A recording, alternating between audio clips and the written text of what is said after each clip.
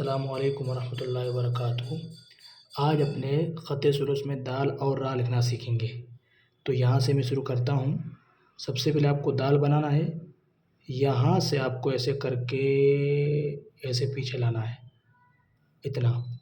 उसके बाद यहाँ से आपको कलम हल्का सा नीचे से लेते हुए ऐसे ऊपर करना है, ऐसे। फिर यहाँ इसका सर बनाना है, नोक के ज़रिए से बनाए पीछे का हिस्सा, ठीक है। उसके बाद आपको बनाना है रा, और यहाँ से आपको ऐसे करके ऐसे नीचे लाना है।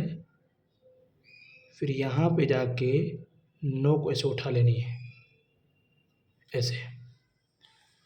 फिर बनाना है दूसरा वाला रा, और यहाँ से आपको इतना बनाना है।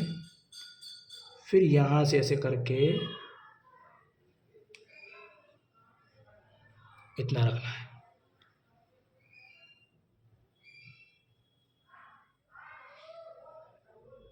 ऐसे।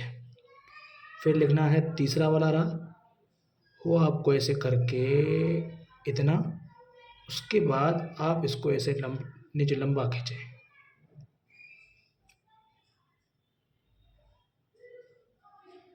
फिर यहाँ से कलम की नोक के ज़रिए इसको पूरा करें, ठीक है। इस तरह आपको आहिस्ता आहिस्ता लिखना है और अच्छी मेहनत करनी है, ज़रा धीरे से लिखा करें, ठीक है। अस्सलामु अलैकुम वरहमतुल्लाहि वबरकातुहू।